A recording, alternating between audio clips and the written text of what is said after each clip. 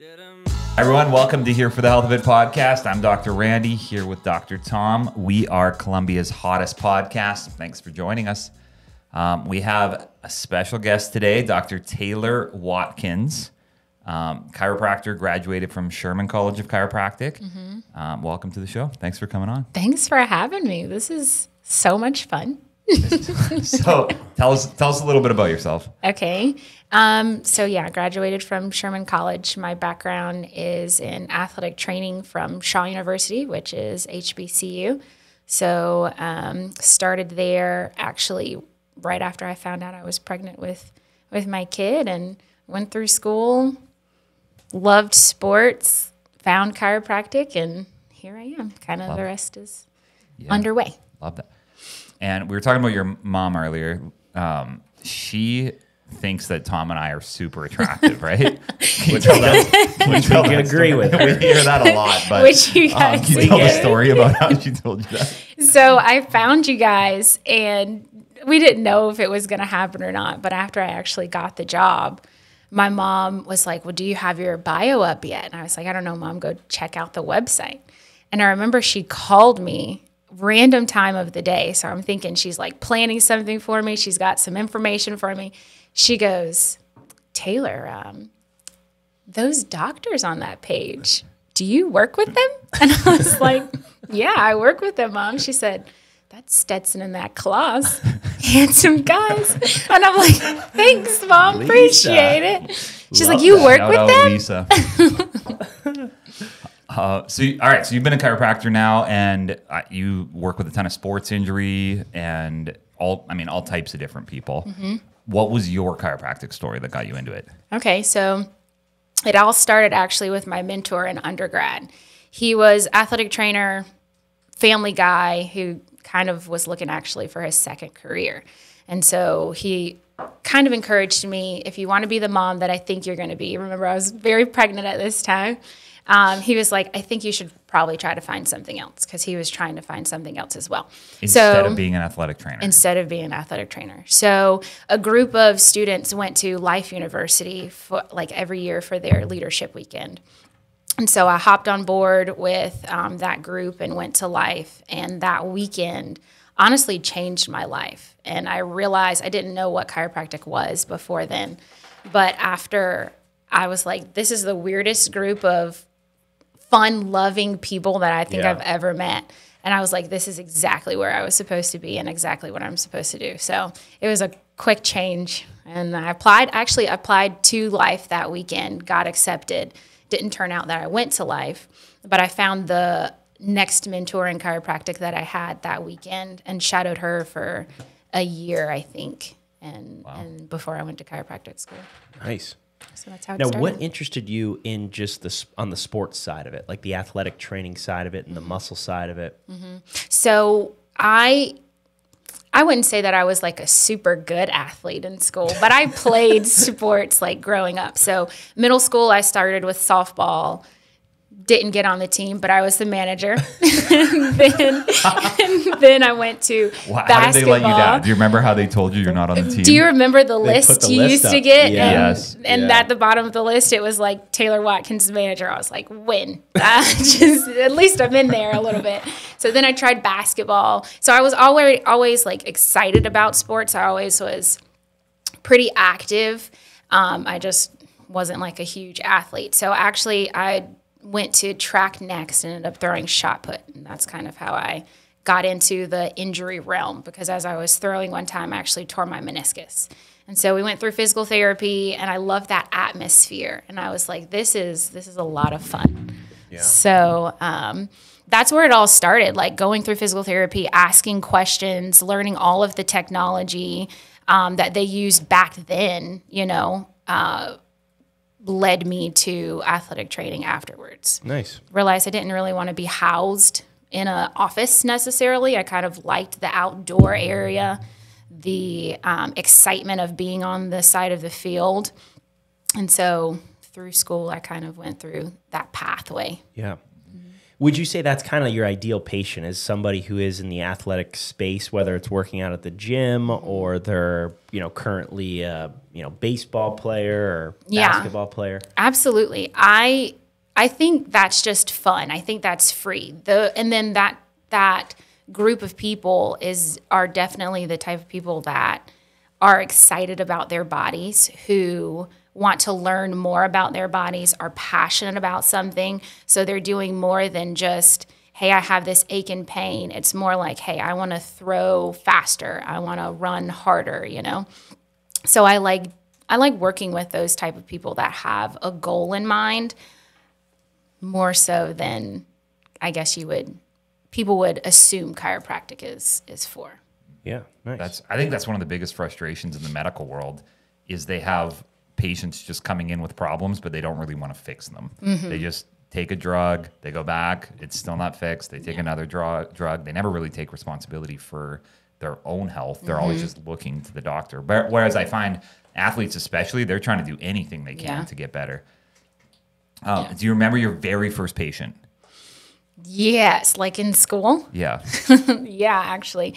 It was, so the people before us, you get your reciprocal. So that was my very first patient, was another student. But before, when you go down to the hall in school and you start adjusting like the community, they give you patients from the people that came before you that are about to graduate. So my very first patient was the sweetest old lady, and she never missed an appointment. She was super active in her way. She served at her church. She went on, she was really active in her alumni association. So she went to like all the football games. So she would always say, hey, make sure you get me right. I'm going to be sitting in the bleachers all day. And I'd always say, hey, you got your good chair? She's like, I got my good chair. But she really took me from one student mindset to a doctor mindset too, because she would bring me things and she's like, well, what do you know about this? And I'm like, I don't know anything about that yet. I was like, but I can ask for sure. So she helped me kind of tune my mind to just not student to doctor. That's cool. For sure. I remember when we were in class, I think you first start out, when you're in chiropractic school, you first start out adjusting the other students in your class, right? So Tom, myself, and my wife Allison were all in the same class together. And there was just people in your class that you are like, I do not want to get paired up with that person because it's going to be terrible. And sure enough, you generally do get paired up with that person. Well, and especially, so there's palpation class, which is basically you have to run, for people listening, you run your hand up and down the spine. You had to like mark.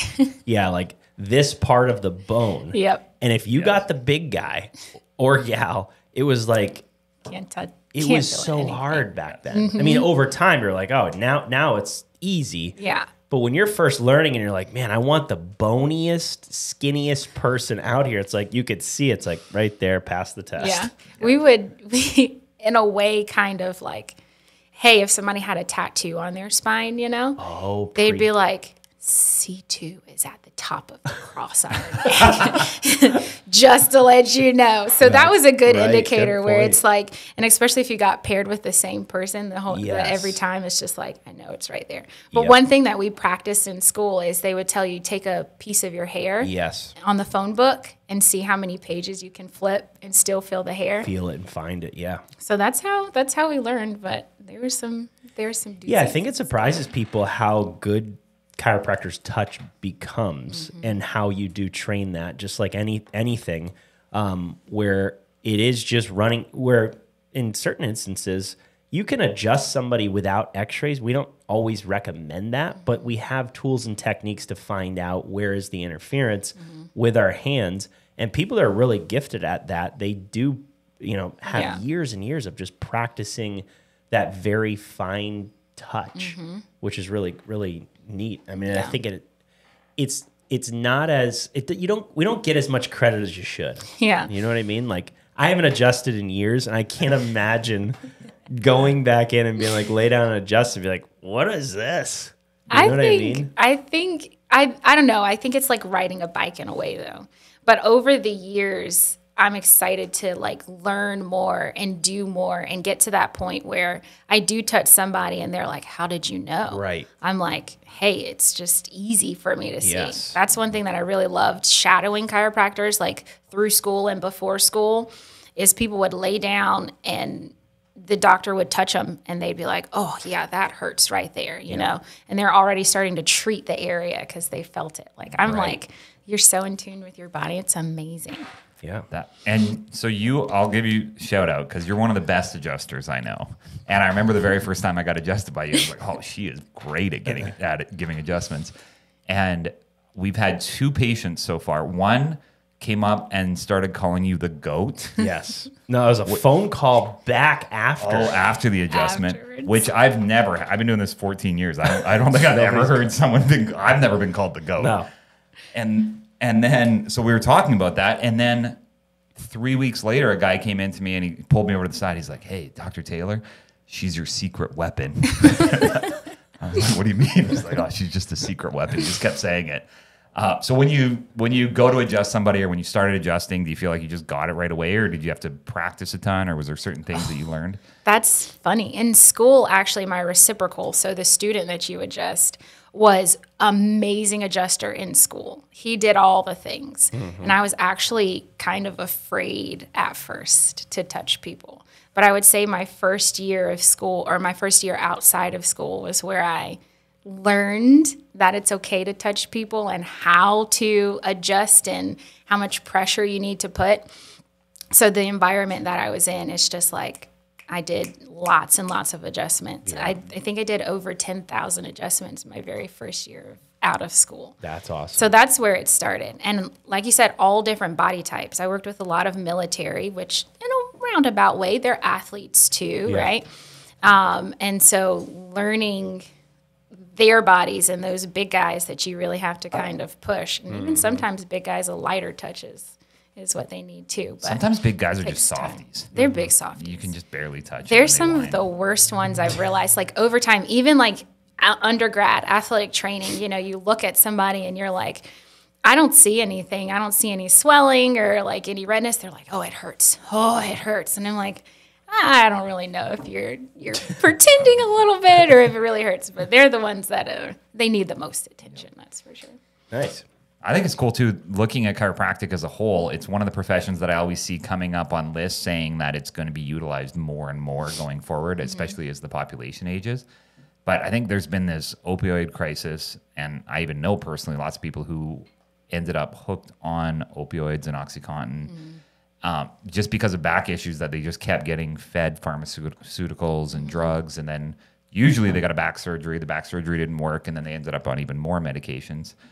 So was there anyone in your circle or family or anyone that inspired you that you were looking at saying, I want to be able to help that person without drugs or surgery? Yeah. I think I look at my mom all the time. After I started the chiropractic route and learning more about it, she really took it head on and she wanted to fix her body too. She wanted to know what it was like to live naturally. She was on blood pressure medication for as long as I can remember.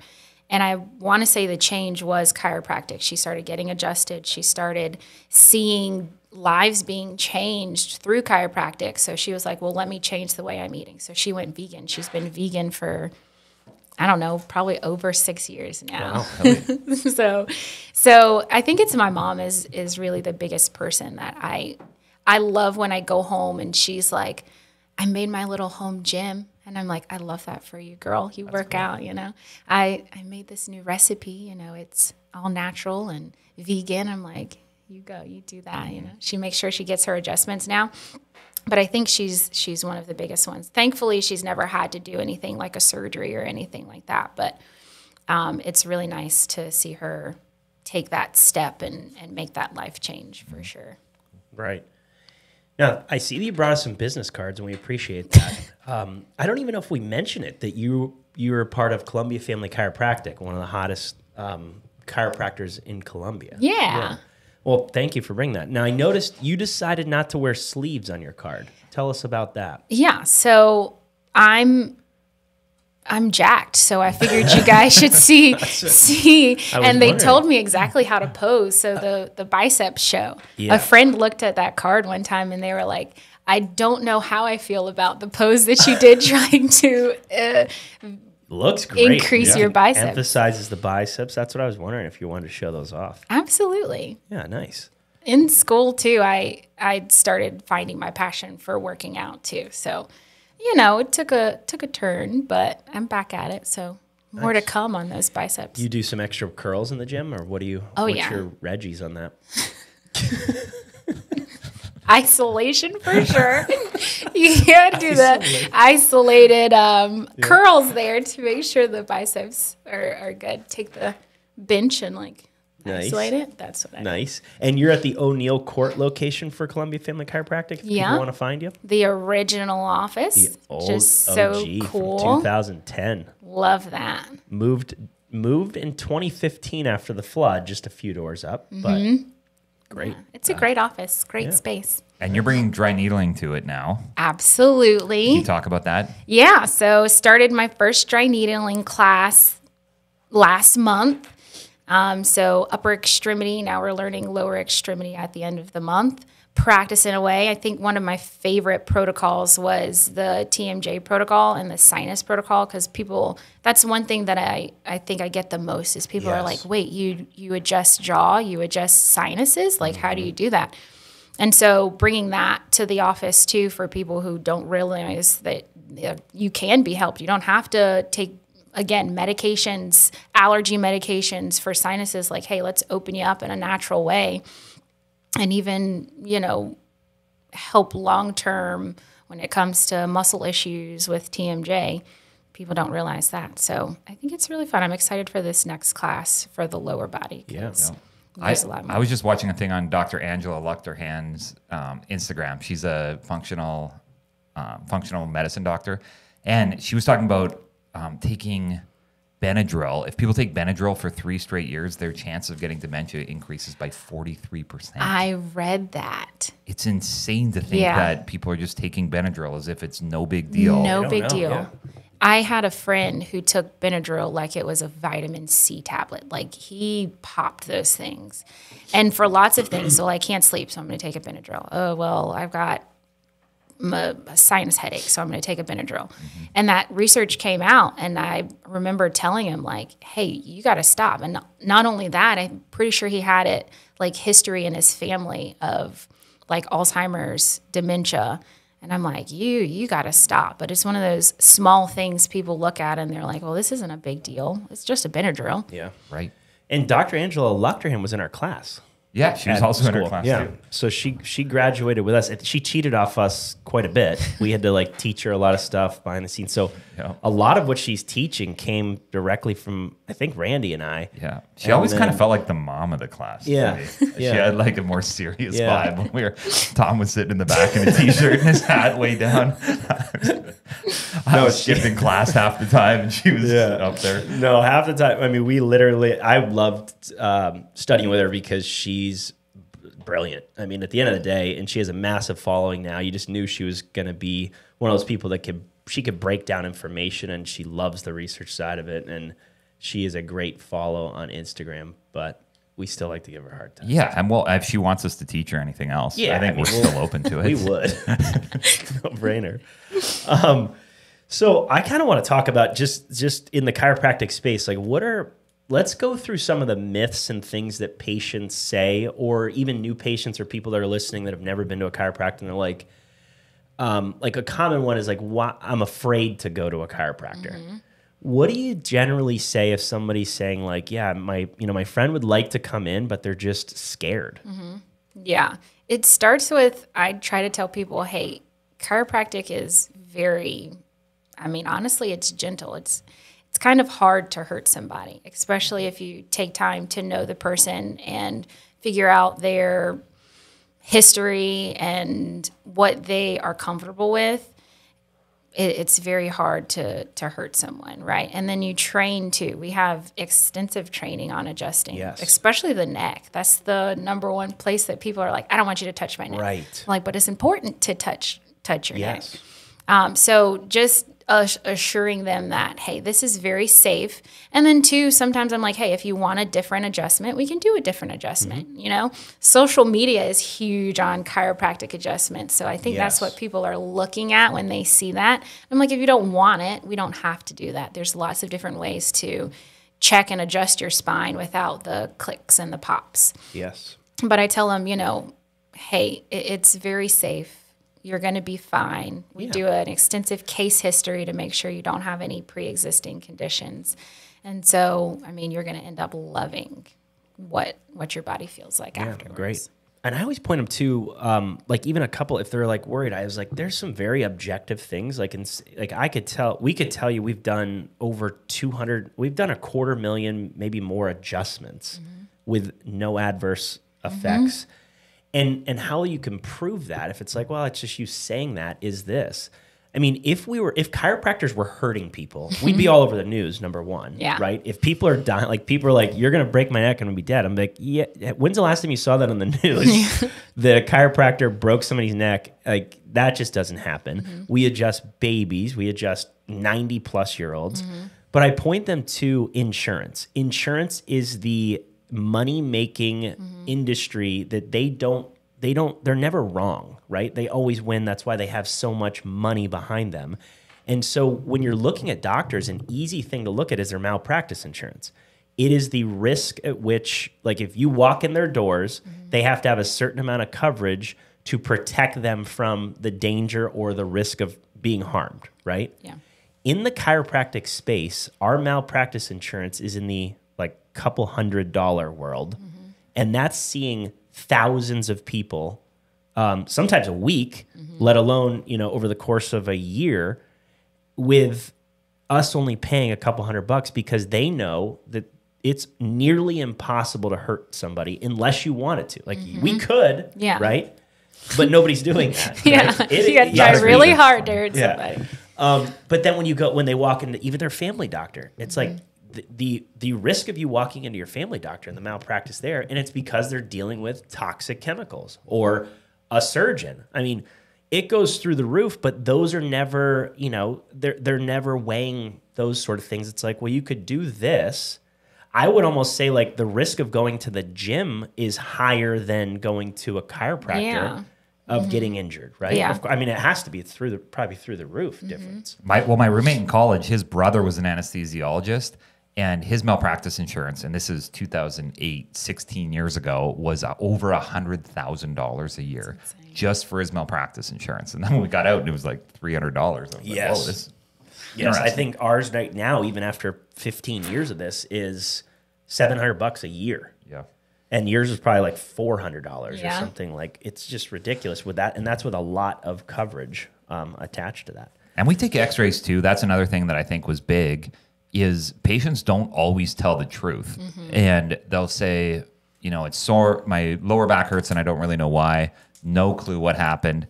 And then you look at their back and there's a scar, and then you take an x-ray and there's metal and fusions all over their spine. And you're like, how did you forget to remind me about this? And they say, oh, I just forgot. I forgot that I had this surgery that fused all these bones in my neck or my spine. So they can't lie on an x-ray. So the moment you see an x-ray, you know exactly what's happening in their spine.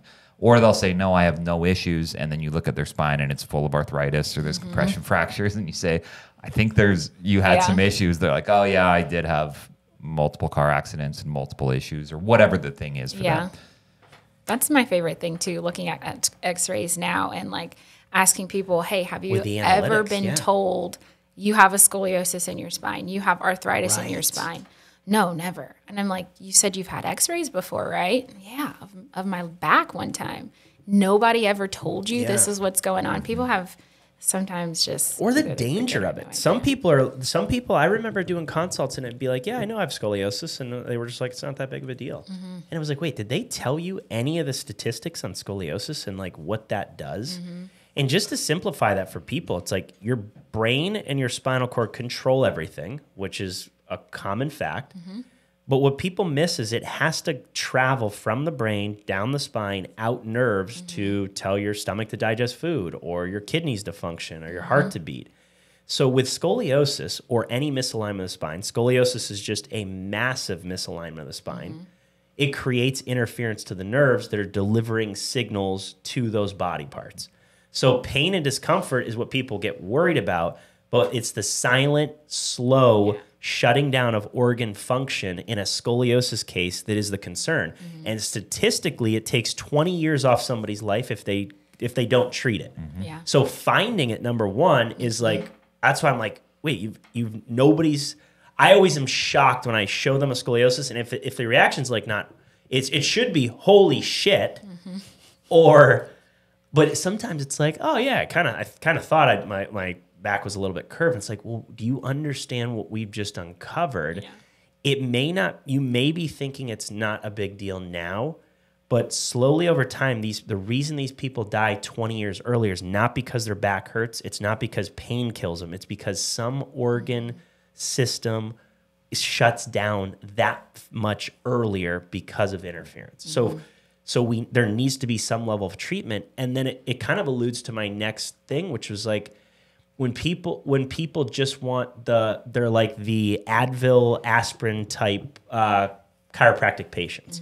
So another kind of myth that I want to dive into is like, I just want adjusted once and like right here in my back where it hurts. What do you guys generally say to people that think like you don't really need a like I'll go to a chiropractor when I need it.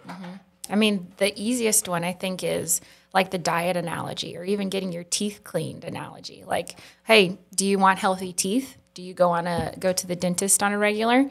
This is the same thing with your spine. If you want a healthy spine, if you want a healthy nervous system, just in general, then this is something that you need to do for the rest of your life to make sure you're maintaining. Or even the gym analogy, the diet analogy. Yes. I want to be fat, like not fat quick. Or okay, I feel fat today. I'm gonna go work out. So I'm gonna eat one salad. Fat. Oh, that's true. What? That isn't. I don't know. I mean, shaming? I hope not. I am all about body image. I don't want to be incorrect. Inclusive. But I just want to go to the gym one day. I want one training session with a personal trainer. I want to eat one salad. It's like, that's not going to work. You're not going to see any difference in your body. Maybe you have energy for 2 hours. And that's kind of like how chiropractic is. Okay, maybe after one adjustment, you have no headaches for a day. Maybe you are like, hey, I can go run a mile. But your body has not learned how to hold that adjustment. Your body has not learned how to deal with that yet. So it's going to move right back into its old patterns. So it's all about training. It's all about the general health and maintaining. So those are two that I really like. Sometimes the apathy of a lot of people toward their spine drives me crazy too. When I first read that study about the scoliosis and how it affects your life the same way as someone who's smoking a pack a day. Right.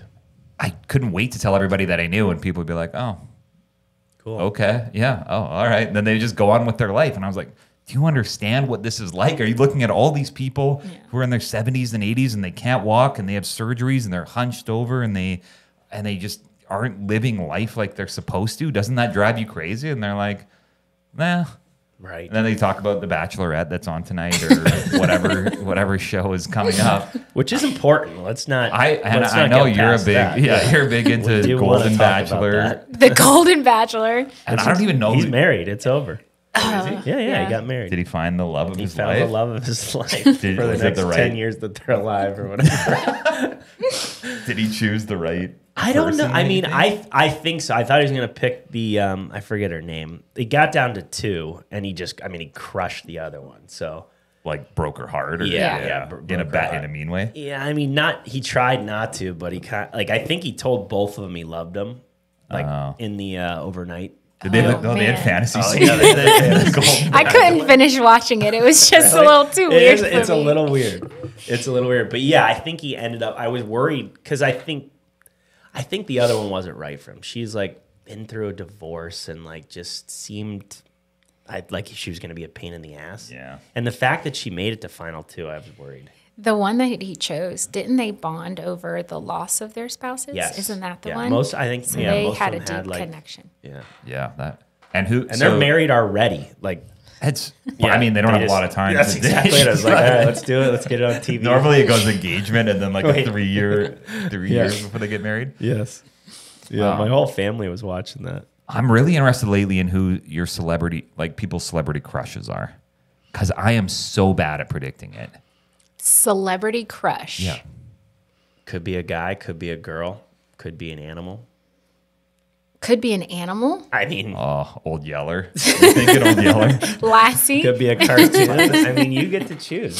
This is where we're including everything. Okay, so I watch some really just when I watch TV, it is bad TV. Like probably just What though? Like just late trash night? Bravo? shows.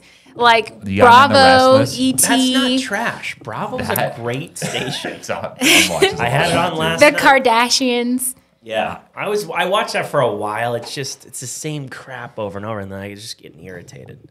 So I have to say, Kourtney Kardashian's husband, Travis. No way. Yeah, He's full of he's tattoos. he's such a family man. He's Pin you down. I'm just oh gosh, from Blink 182. Blink 182. Oh, There really? he is. Yes, he's a drummer. Or He's just. I think it's just his you personality. didn't see that coming. He's just a family man. Yeah, yeah. He's Okay, calm. so- He's so giving. Like he's just a good guy. Would I say it's like, right, I like that. crush as in, oh, he's top notch hot? No, but it's like that family. Personality. Yeah, yeah, Have you ever seen David Beckham?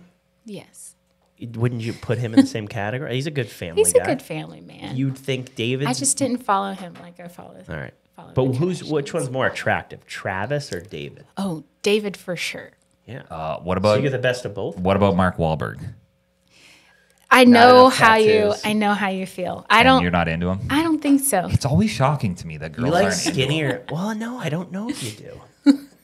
Because I'm- we had some data last Friday. I thought you liked like skinnier, Skinny guys. I like Like fit. big and taller. tall. Yeah. Yeah.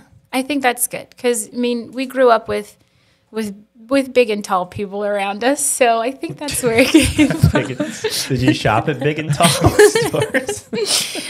I don't know where my Kohl's has a Kohl's. big and tall section that we really enjoyed. Yes. All right. What other myths come up? I think another common thing that needs talked about is like, why do you guys adjust babies? Like, why should my kids get adjusted? I like to say kids, I mean, an easy one for them to understand is kids are clumsy. They're going to fall. They're learning to walk. They've got a lot of input that they're getting into their bodies. And that's going to change the way their hips are moving. That's going to change the way their spine moves. So I try to put it in like a daily life kind of thing. Like, when was the last time your child fell? Could have been just 2 seconds ago, right? That's going to change the way their body's moving. So it's important to check it now so it doesn't become a bigger thing in the future. But I guess something that's harder to understand is birth trauma is huge on babies. People don't understand, why is my baby crying all the time? Or acid reflux or something like that. It's the trauma that happens sometimes through the birthing process that causes babies to have these issues that they don't realize is nervous system. Oh yeah, I mean they're yanking babies out with forceps and vacuums and pull them out C-section. I mean, and they grab their head and they yank them out. They're not thinking about what's this doing to this kid's neck. They're thinking this kid hasn't had oxygen for too long. We got to get him or her out as soon as possible. But yeah, then a lot of people just don't think about it. They'll look at it and they'll think my child doesn't turn their head both ways, but maybe they'll grow out of it, or they're colicky or they're fussy or they can't latch properly. Maybe they'll just grow out of it. But I think it's a big miss to not have your child at least checked very early on to make sure. And I did it with both my kids too. I got adjusted when I was 1 year old for ear infections. Both my kids, right from birth, one did need to get adjusted, one didn't need to get adjusted. But it's been cool to just to see kids grow up, and then people say to us, and it's interesting when we're with all this chiropractic group and everybody's like, wow, all these kids are so healthy and vibrant. What's the secret? And then you start talking about it and they're like, oh, no, that can't be it. Yeah, it's like, what do they eat? What supplement did you give them? Yeah. I love the new parent nowadays that are bringing their children in Right away, yeah. just because I'm like, hey, you're on it. Like, you know Yeah, exactly what's good for the body. And it's even throughout pregnancy. Like, it brings me back to, like, I always wonder, do people believe us? Like, do they believe that the nerves in their body control the function of their body. Like I always start like just foundationally. Yeah. Because if you believe that, and I don't like, again, if you go scientifically and you go to a medical doctor, you go wherever, it's everywhere. It's not a chiropractic thing. So if that is the case, wouldn't you want to start there to say, these control everything, doc, whether it's medical doctor or naturopath or chiropractor? It's like, wouldn't you guys start here and let's work our way to the lungs that are bothering me? And it's like, that makes sense. If you're looking at a river and there's just pollution all at the bottom of this flowing river, and you just continue to try to like clean that up, and you never go upstream to say, oh, they're just dumping it in right here. Oh, here it is. And if you fix that, the whole river's clean, right? So I always go back to like, do you guys ever sit in a room and think like, they just don't believe me? And like I've spent all this time and helped so many people, and we have like, I don't know, 10,000 testimonials, and there's still this doubt. What do you guys think that comes from? I think it's just the medical model nowadays is you come in with shortness of breath and, they give you an inhaler. You come in with a headache and they give you some medication for migraines. And that's what people are learning is acceptable right now. It's learning, hey, you have a symptom, treat the symptom, instead of why are you having shortness of breath?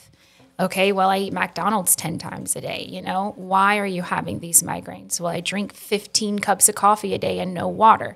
Like, that's just the model that it's turning into is treat the symptom, not the cause. Yeah. And so people are just used to it, and it's comfortable. It's comfortable for you to say, hey, I'm going to give you this Tylenol and it's going to help you feel better, instead of saying, hey, I need you to stop eating what you're eating. And it might not be comfortable. You might have to cook for yourself. You might have to, take that 15 cups a day to 1 cup a day and increase your water. Like, people don't want to get out of their comfort zones along with it, which is just really, really tough. Yeah. And apathy. I never really think a person doesn't believe me. I just think they're apathetic towards almost everything. I don't know what apathy means. Apathy means... It's hard to explain. It's hard to explain. It's almost like they know it, but they don't care enough to do something like for a care thing. Is that correct? Did he put it up? Lack of interest, enthusiasm, or concern. Okay, yeah. Like they know, it's like they know McDonald's has things in it that causes cancer, but they just don't care. Go do it anyways. They can hear. They probably believe that Benadryl can cause dementia, and they just don't care. Most people now know that if you take birth control long enough, it's going to increase your chance of breast cancer or uterine cancer. They just don't care. Or Advil, if you take Advil or painkillers every day, it's going to increase your stomach issues and wear away your digestive lining. They all know that. I just think there's a chunk of people who don't care because maybe they don't think it's going to happen to them, or maybe just maybe it's just never been a priority. I don't know. That's what I'm curious is, why don't you care? Where's that coming from? Yes. Because the people that don't care now are the loudest people when they're like sick. You know what I mean? It's like, well, remember 10 years ago when we talked about and now this, like, I wish we treated this 10 years ago. I wish we got to this 10 years ago. That's what's like frustrating, is then they come in and it's like, well, I want that quick fix that you like. It would have been quicker 10 years ago. Now we're on a journey. And I think that alludes to, like, there's no finish line, to what we were kind of talking about on like the quick fix. Like, I only want to come in and adjust me at this one spot, people. It'd be like, if we could put you in an environment where you didn't move and you didn't deal with gravity and work and kids and stress and cell phones and life, you could probably maintain and hold an adjustment for a very long time, and you wouldn't need to see us very often or get checked very often. But because the environment we are living in is high stress, physically sitting, as crazy as this sounds, is like one of the worst things. So people are like, I don't really do much. I'm not like active. we'd rather you be active, right? Like movement a lot of times will naturally correct misalignments. Yeah. But sitting creates this repetitive issue with the body. And that's where I always just think, like, if you don't have a coach in any area of your life, but I think of us as like just we're at the base level of where you should get and receive advice from. And if it is above our quote unquote pay grade, like you're bleeding and you need surgery, like we're going to send you there. We're not saying like we heal everything, but you need a baseline health coach that just says, we specialize in the system that runs and regulates your body. If that system is uninterfered with and clear, and we're working on that consistently, we're reducing your risk of any of these long-standing degenerative type cases, and that's where we live. And we love to deal with it from birth so that we don't have to deal with it at 40 or 30 or 25, and you've had all these, issues. And it's just, I always enjoyed patient education classes and just meeting with a patient and really seeing the light bulb moments. Yeah. And I think that's what chiropractic school did for us, or me specifically, because I didn't have a chiropractic story. But in school, I literally thought, this is the holy grail of health. Like, why aren't people talking about this more? Like the adjustments, the tool, I get that, and that might be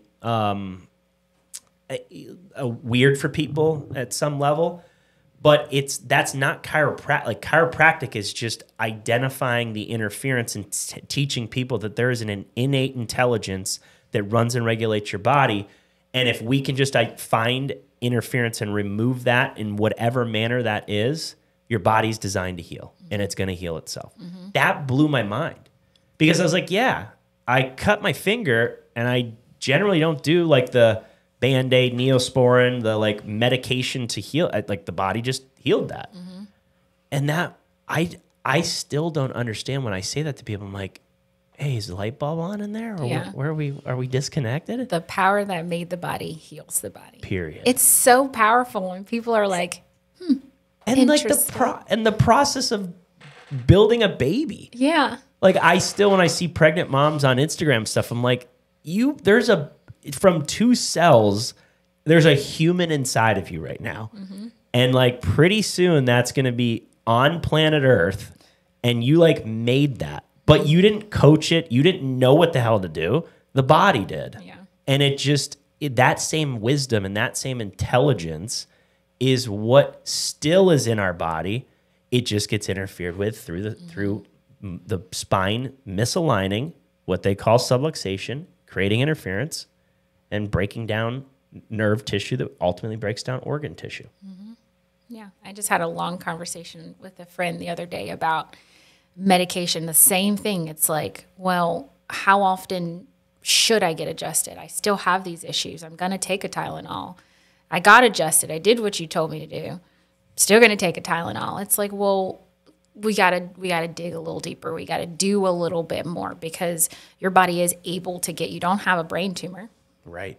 So there's something else that's going on. So you just gotta dig deep, and you really gotta find what you're looking for when it comes to people who may have some questions or that light bulb isn't turning on. It's like you have to dig a little bit deeper. What are you afraid of? What are you really wanting here? Yeah.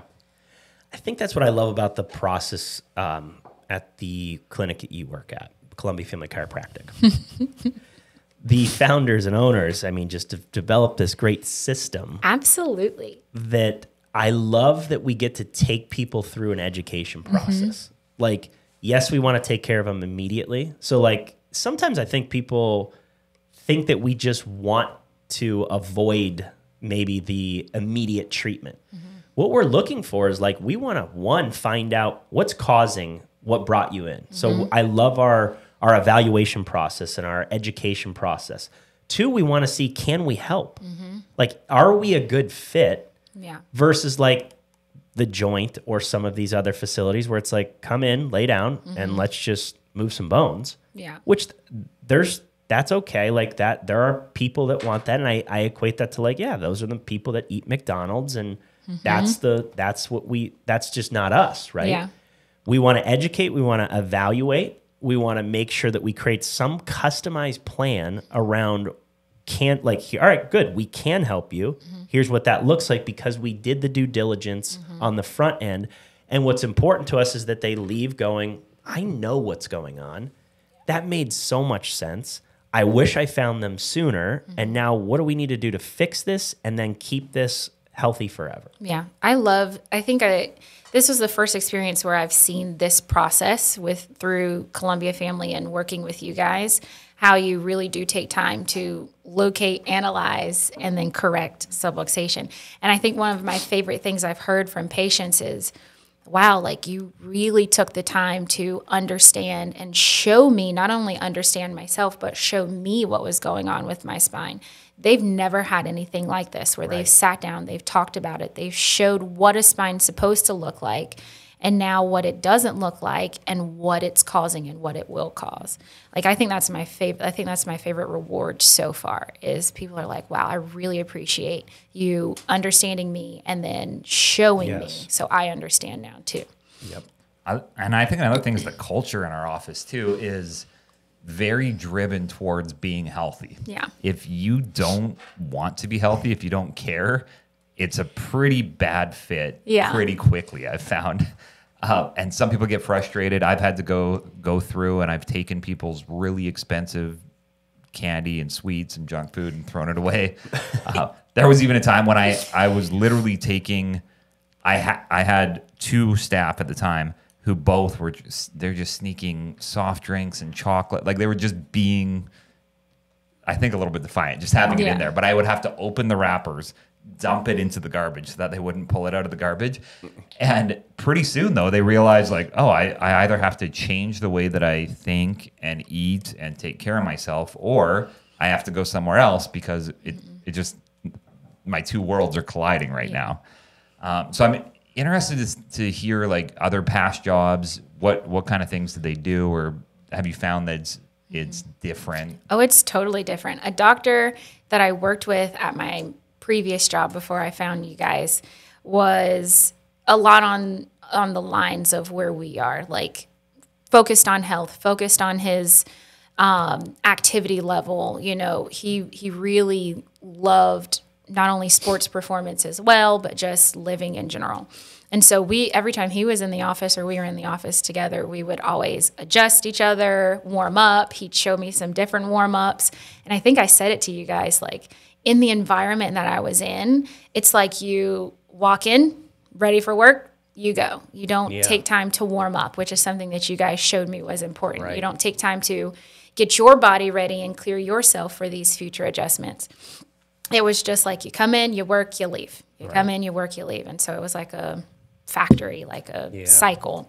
But I was telling him the other day how much I really loved the fact that we come in every week, we warm up, we get our adjustments, the things that we're teaching patients to do, we do it ourselves. And we're able to keep our spines healthy just the way we're telling them to. And it's made me a little bit more excited. I think in any career, you can probably lose your passion or lose your why. And I was getting there before I found Columbia Family Chiropractic.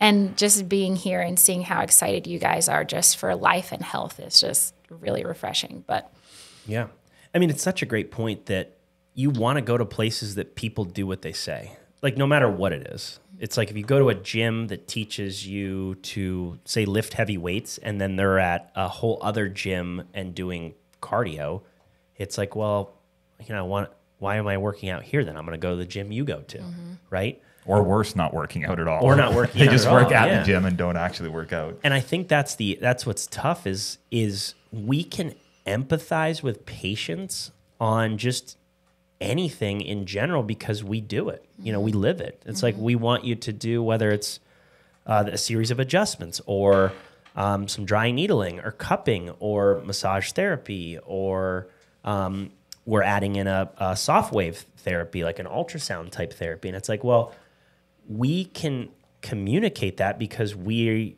use them. You know, it's like, this is, if I need this therapy, I've done it, and I can tell you why I did it and how it worked and all that stuff. And then as far as adjustments, I've been getting adjusted since chiropractic school now. So it's been, wow, it's been 18 years. Forgot I'm 40 now.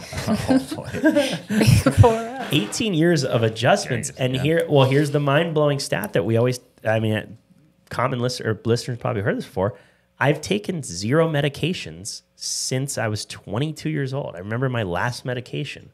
It was one of those like nasal, it started with a Z. Poppy ones. I don't know, whatever the hell that. Like, it was in my medicine cabinet. I never really had any prescriptions ever, but it was like I had a medicine cabinet, and it was like there was cough syrups and the sinus stuff. I've literally done none of that since, which maybe I'm lucky, which I'm grateful for, but there's also something to this lifestyle, and it just goes back to like, we do what we tell you to do. Yeah. We live it. Yeah, just like kids too. You know, people are like, I'm thinking about bringing my kid in. I was like, yeah, bring him in. My kid's been getting adjusted since he was 1 year old. And we have mental health days. We don't have sick days. Like, why don't the other kids, why don't I get days off like the other kids? Well, you're not sick, so let's give you a sick day. Yes. But we call it a mental health day. And we go have fun, or either he just kind of hangs out at home and gets some free time. Like, it's just... it does. It changes lives. Yeah, it's a culturally different lifestyle. It's great. And we still get colds and flus. Oh yeah, you heard it. Yeah. We just don't take drugs for it. That's right. the difference. It's the mindset too. It's the mindset. Well, let's talk about why. Let's talk about why. Like, if my nose is running, which you could hear, it's a little bit stuffy. I'm not thinking to myself like I caught a disease and it was bad luck. I'm thinking to myself, did I get enough rest? Am I drinking enough water? Did I eat something weird? Do I need to get an extra adjustment in? I'm thinking about what's causing my body to produce more mucus up there right now, instead of saying, let me just treat the let me just get something to get rid of this. I'm thinking my body's smart. So it's producing something in my nose right now that it wants to get rid of. And I just have to cipher through my lifestyle and figure out, all right, let me tweak this, this, and this and see what gets rid of that. Yeah. The body never does the wrong thing. It's amazing. It just goes back to the fact that people don't want to do the work. They don't want to figure out why. So this stuffy nose is annoying. Let's just take something for it. But just deal with the stuffy nose for a little bit. That's kind of why I feel like we don't. It's like we know why. Yes. Or they get a headache. It's New Year's, so I know there's a lot of people who quit sugar, quit caffeine. You're gonna get a headache if you've been having caffeine every single day for the last year. But just take it. You know exactly why. You know it's gonna go away. It doesn't mean that you have to drug yourself so you can't feel it. When I talk to my kids about it, I almost think or my wife, we were talking about it, I'm like, yeah, this is just the process that your body has to go through and feel it. Like if somebody drinks too much wine, they feel terrible the next day. That's your body making sure that you don't constantly do that every single night. And if you just drug it away and don't feel it, then that can lead to bigger issues. What sort of things do you guys like in the adjusting bays? So just even for our current patients or future patients, like what makes a patient a good patient, so that our listeners, we can maybe clip this out and put it up to say, like when they go in the room, you guys like them relaxed, right? Do you like when their hair is, all over the place, or do you kind of like it where it's bundled up maybe so you have better access? Do you like, when they wear coats in the adjusting bays? Like, tell us some stories or some things that could we can tell you haven't adjusted in a while because none of that matters. I think. What do you guys like then? What's your preference for patients? I love when people warm up well. Yes. It makes things so much easier. Yeah. I love when people are consistent with their adjustments, because then their spine is so much better. You always know the person who comes in and it's been, they were missed 2 weeks or 3 weeks or 2 adjustments. And it's just triple the work, and it doesn't feel as good for them when they're getting adjusted versus someone who's been more regular. One thing that I really have learned to love is coming down and people are resting on the table Yes. instead of laying face down. instead of coming over and they're like emptying all the stuff out of their pockets and they're taking their jacket off and, oh, by the way, I have to tell you about what happened. And it's just like, you're stressing yourself out before I get to even adjust you. And so this is going to be so much fun for me and you, like you said. So I have really loved the fact that people are like resting on the table. I walk in and I'm like, you sleep yet? You know, you're calm. Right. It's quiet. There's great music coming in. The atmosphere is great. That's my favorite part. Yeah, I love the Zen type. It should be a Zen type experience. And I even used to tell my patients, like, I want you visualizing the pressure coming off of your nerves as I lay my hands on you. Like, I want them to see in your mind, wherever I'm pressing, freedom. Deep. Relaxation, yeah. And just like picture your body is functioning better right now. Yeah. The moment we started moving these bones and removing interference, you are healing. Like that is not a time where I want, like, there's a time I want to talk about the weather with you. There's a time I want to talk about sports. But like this time that you get to come in, relax face down, I want you visualizing and just receiving receiving the adjustment. I like it. Right?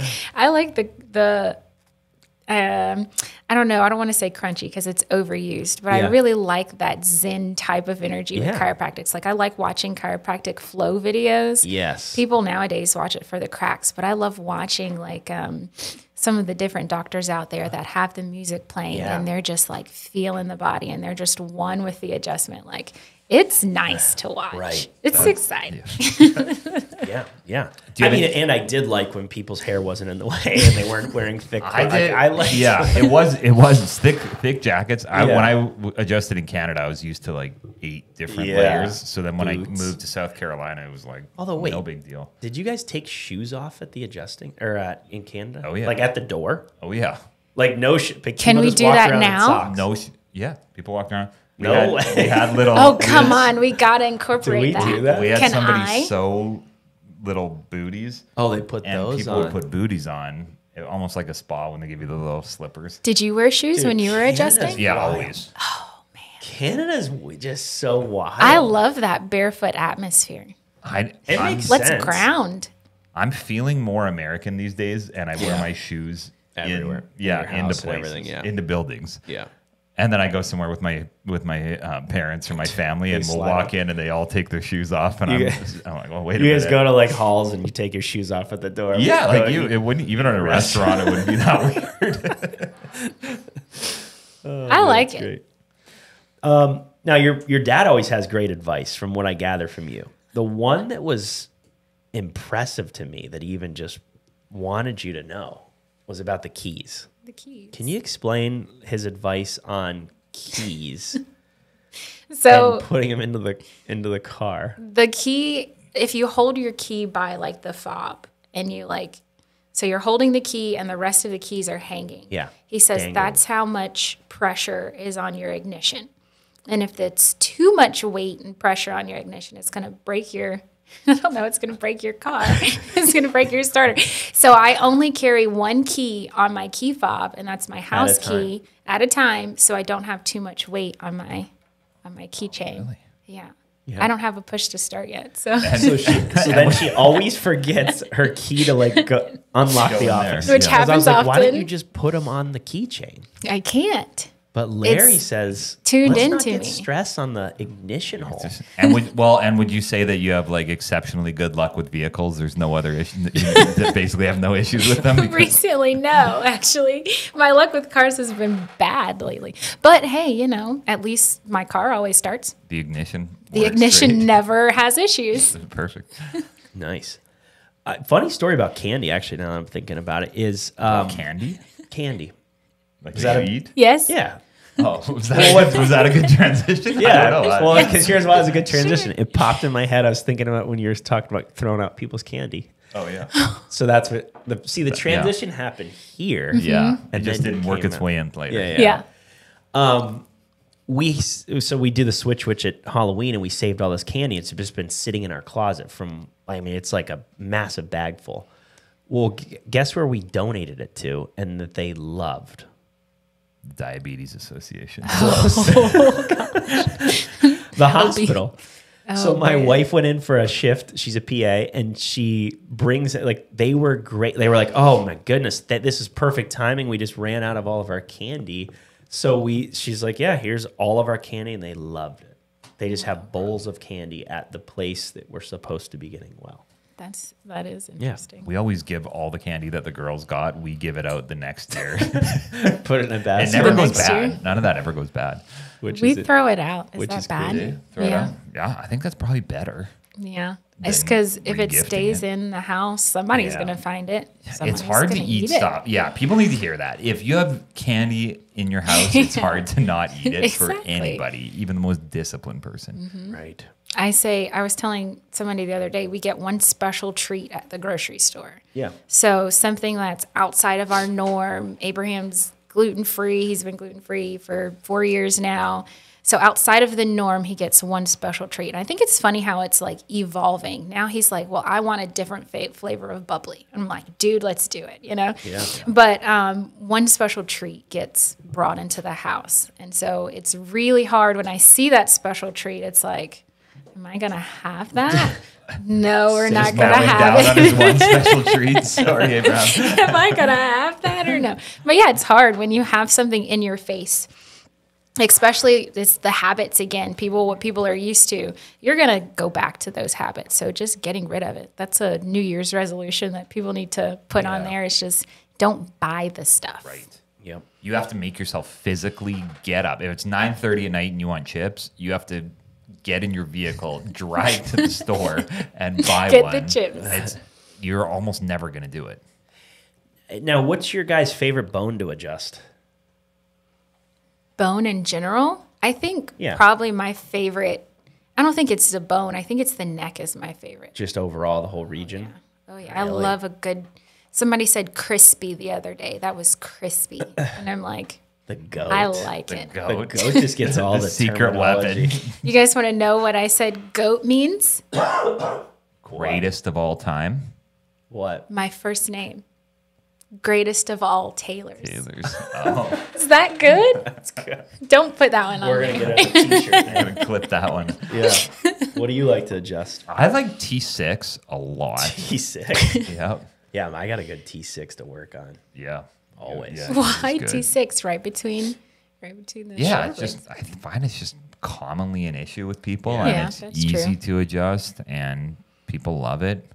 No one's really like fighting me on that. The one where you give yourself a hug, you lay back. I love Yeah. doing Yeah. that one on people. Yep. I like getting like the transitional segments when they go like T11, T12 area. Oh, yeah. Oh, and they feel really good. And it's kind of like, ooh, I did a good adjustment because those are harder to get sometimes. Yeah. Nice. What's your favorite muscle on yourself? Oh, my quads. Quads? Oh, yeah. Oh, yeah. Always been pretty leg dominant. You get out of the shower, you flex a couple quads before you. Have to. Yeah. Everybody. I feel like that's just a good mental health activity to do. Like flex. Quads, I would never flex my. I want my quads to get bigger. What do you do for that? You just doing squats and leg Goblet press and squats. gobby squats. Single leg everything. I really focus Really? on, even like leg extensions. I'm not a workout like guru. Yeah. But even for me, like single leg everything. And like time under tension, of course, that one's a really good one. So leg extensions is a fun one where you go up and then Right. you slowly bring it down. Hold 2 at the top. Oh, yeah. And then look at it while you do it. Because if you look at that mind-muscle pull my shorts connection. up and really get in there. Absolutely. You know like you've that. seen it before. Yeah. Guys like holding the shorts up. It's my I favorite. do that. What about short shorts for guys? Are you into that? Like, what do they call them? The hoochie daddy shorts? Did you guys know about No, that I don't era? know. That No, I was don't know huge about last that. summer. So I went to a Last summer it was concert. a thing? I'm pretty sure it's still a thing, but hoochie daddy shorts are like the short ones Yeah, where pull it that up. shows I need to the. see a photo of Hoochie Daddy shorts. There you go. What age group is allowed to wear this? I feel like all age groups. Look at his Really? quads; those are Man, incredible. those don't look that short to me. Yeah, but you see, you have to have good quads or you have to have a thigh tat. Oh. Yeah, you go thigh tat. I'm going real short shorts. I think they're fine as long as, they're not too short. Yeah, What's so those it say? are Those are 5 inch. 5? Yeah. They're not too short. I've seen some guys in some pretty short shorts, and it's always a little interesting. Too much. It's a little too much. You got to be careful, especially if you're doing some You gotta have good support. Get that good support under there, I think, is what you're getting at. I kind of want to touch on medical language and the confusion that creates for patients. I think just process-wise that I think you mentioned it, Dr. Taylor, it was, we show people their x-rays, which I think is a unique thing in the whole healthcare space. In other words, patients sometimes get x-rays, MRIs, and they never see them, or they see like a small little bit of it with very little explanation. They get like a report sent in the mail, and that's about it. And it's worded in such a way that there's very few patients that even understand, like, what is this? Mm-hmm. And it made me think, why are we, or why does the system have to create such elaborate language instead of just making things simple? Mm-hmm. And then how do you guys tackle that when somebody comes in with a report or is very confused? And how do you feel like our process kind of simplifies that? I definitely think, I don't know, I feel like having doctor on your name just has to make you, like, we have to talk a little bit differently. We have to show you that we have better language and, fancier language than you do.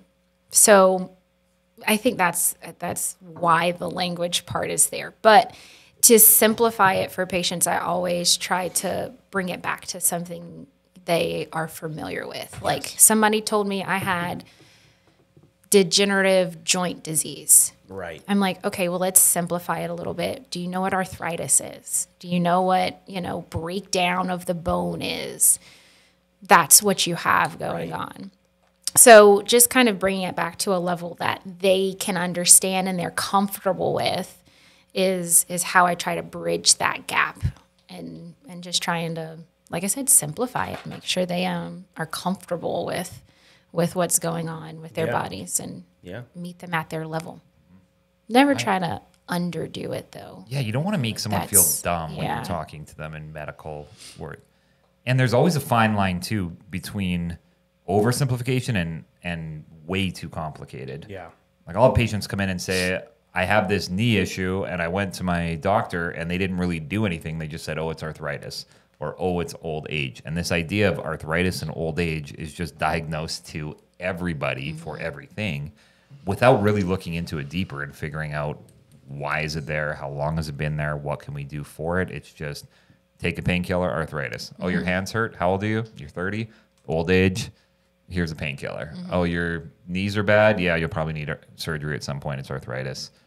Take a painkiller. Without really analyzing it to the point where they could figure out how to help the person or how to fix it. Which some people it can't be, but a lot of people just kind of get sloughed off because it's just an issue that's been progressively getting worse over time, not an acute injury. Mm-hmm.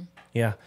And I think, if patients, I always try to give patients a tool as well to say, so let's use arthritis as a thing.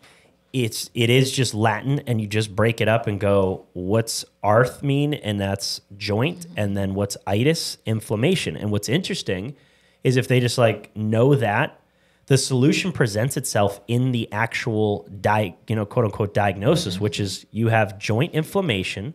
So then the solution would be to, how do you bring down the inflammation? Instead of it's not age, you're inflamed. So what are things that are inflammatory? Let's get rid of those. A misaligned joint can creates inflammation. So that's one. But foods can create inflammation. And then there's also foods and supplements that are anti-inflammatory. So people with arthritis should just take and focus on things that are anti-inflammatory and eliminate things that are pro-inflammatory. And that's where I think some of the medical language and stuff like that, where it's just simplify the words then.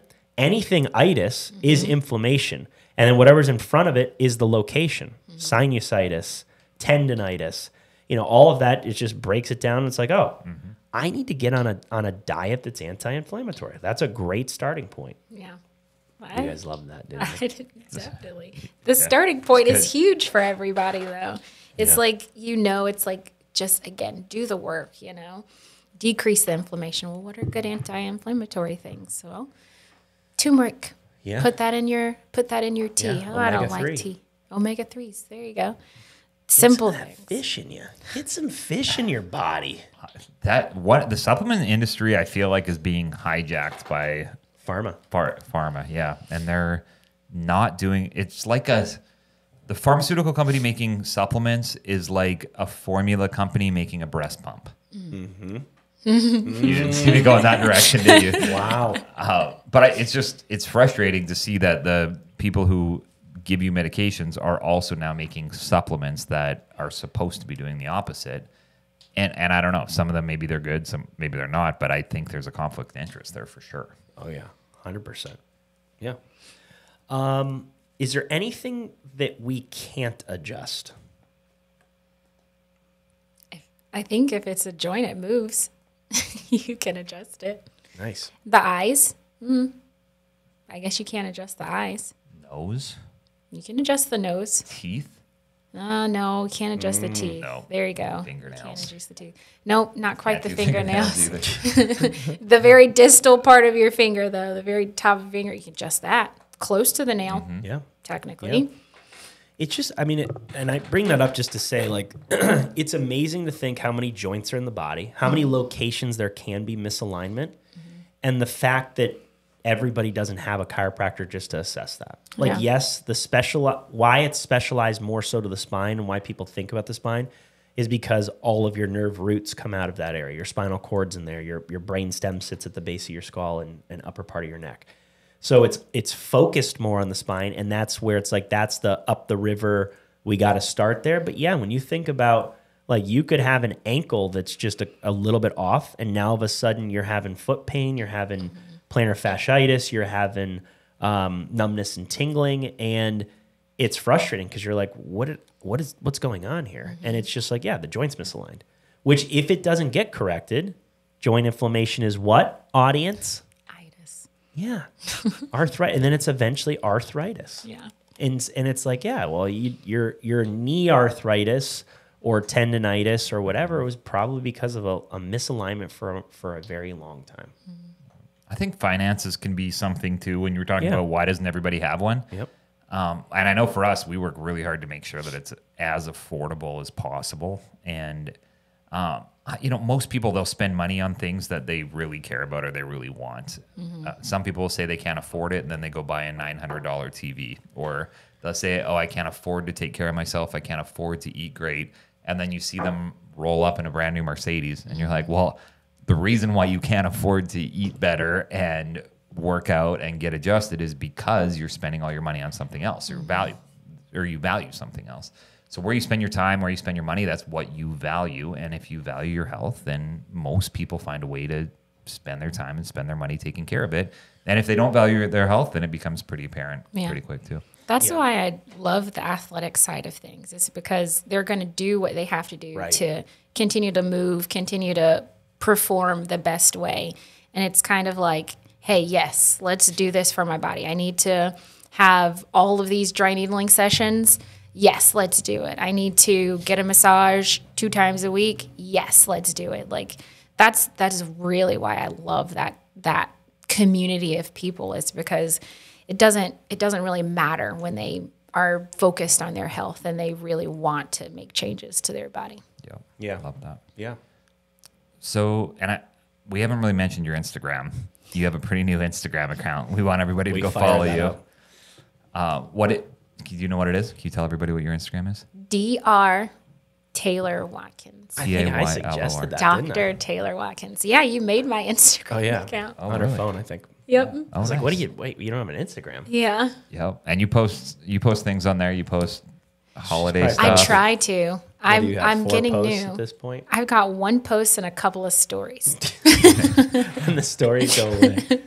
And the stories go away. I try. I get I get very anxious with the social media. I haven't learned that aspect of things We yet. just need your password. Give me your password. I will get some I'll creep around and get some photos of you. I know that's the way to like nowadays. Well, let's get you some followers. People listening. I've got 40 followers. That's What? not good. That's pretty Pretty good. good, yeah. Well, and I mean, right out of the gates. and if people want to ask you questions about dry needling or about care, they want to come in for an exam, that they can also message you on there as well, right? Yeah, absolutely. Yeah. I learned how to work the messages now. Yeah. I figured out how to read them. Nice. I'm really inept when it comes to social media. Yeah, I think there's a fine line too. You don't want to be too much into it, otherwise I've seen Yeah. people's whole life get engulfed in social media. Yeah. But I think a lot of people might be reaching out. They might be sliding into your DMs after Maybe this Travis comes out. Barker will. Who knows? That's Oh, that would be hilarious. I would love to go on the Kardashians and do one of those adjusting videos. Yes. Put it out there. Let's put it out there. If you're listening to this, Khloe Kardashian. Yeah, Khloe which listens, Kardashian? I think. Khloe. Well, Kim. Courtney's the one that's dating him. Yep. Oh yeah, Courtney's Married. probably- They're married now. Oh, they're married. Yeah. Oh, no kidding. And having have a kid, baby. Yeah. I don't know if they had it already. How many Social is there? media. There's She's very Khloe, holistic, which I like Khloe, about Courtney. Exactly. Khloe, Courtney, Kim. Kim. Those are the Rob. main three Kardashians. Yes. and Then you have Kendall Jenner and Kylie Jenner, okay. whose dad is, Who's Bruce Caitlyn. Jenner. but now Caitlyn. Jenner. Yes. I never understood But how the the mom, Jenners so the and mom, the yeah, the Kardashians. Kardashian Kris. mom is the same. Kris Kardashian gave birth to those, so they're And not Chris was married to Bruce. Chris Kardashian was married to Bruce Bruce. Jenner. Yes. Are they still? No. Is it a divorced, like clean? It's deal? clean divorce. Oh, no kidding. Bruce is now Caitlyn. Yes. Was Kanye in there somewhere? Andy won Woman of the Year. Let's give him credit for that. Hey, Is he remarried or is she remarried? I don't Kim? think so. No, Kim's Kim's not. not. Kim. Kanye's Kanye's in Kanye's the world now. crazy now. Who did he marry? I don't know. I don't know who Here's she the thing. is. I'm into weird stuff. Obviously, You like the Kanye might be. conspiracies. So he is wild, but I think he might be onto some stuff, and people want to, like, he loses it and he does some weird things, and I'm not necessarily on board with all of it, but I think they're trying to silence Kanye. The big they. The people. Wow, is this will it diminish our podcast? The Palestinian, Oh yeah, I didn't even think about that. Yeah, he's like the anti-Jew side. gotcha. Yeah, I mean, all right. I'll state this. I don't know enough. Yeah, I'm not supporting, but here's where I'm going with this. I think when you start seeing like big figures start to get really pushed down to the bottom, they bring up things that are a little too close to home for the real people that are controlling the world. That are listening all the time. Now, what do you like to do for fun as we kind of wrap this up? What are your hobbies? What do you like to do for fun? That's funny. Well, That's funny. I'm a hobbyist. I don't have a hobby. I like to do lots of things. What is a hobbyist? Someone who likes to do hobbies. Any hobby. Any hobbies. Like- Well, I think my favorite one is like when it's warmer or before it gets cold out. We'll go out. We'll go hiking. We like to go camping. My parents were big campers, so they gave us all of their like real fancy camping stuff when they got nice. their camper. So we go kayaking and hiking, and that's where I love to be, is outside. But if I can't be outside, I knit. I read. No way. Yeah, I Like, started could you knit knitting booties years that ago. he mentioned earlier? I don't know if I can do booties. I really only Like hats? scarves. Oh, scarf. That's what my daughter is obsessed with knitting these days. Does she knit like actual like booties and sweaters? No, she does like huge scarves and washcloths. Yeah. But probably 4 times a day I have to untangle yarn that's tangled. Yes. And then she'll go back and make You should something get else. her, go to Joann's and get like the cases where you can put the yarn in there so it doesn't get tangled. They have these special little cases and she can carry them all around. That's why you need to know a hobbyist in your life. That's right. I do lots of things. Knitting is funny to me. I don't know started why. I mean, knitting my years I just ago. think of my grandma. Yeah, I think of my mom. Michelle Obama knits. She's not old. Yeah. You know, there's guys She's that probably knit. 60. Oh, I don't know. Isn't what she? she is. Yeah, probably. Yeah, old- gotta be. Can you see how old Michelle Obama Look up is? Michelle Obama. But I started knitting like years ago. Not 60. I've made a couple of scarves. Some of them I haven't finished yet though. Like I have a lot of unfinished. A lot of different products. How old? Wow. On the nose, 60? 59. 59. About to be 60 this month. There If you this, go. In this a couple week, days. Yes.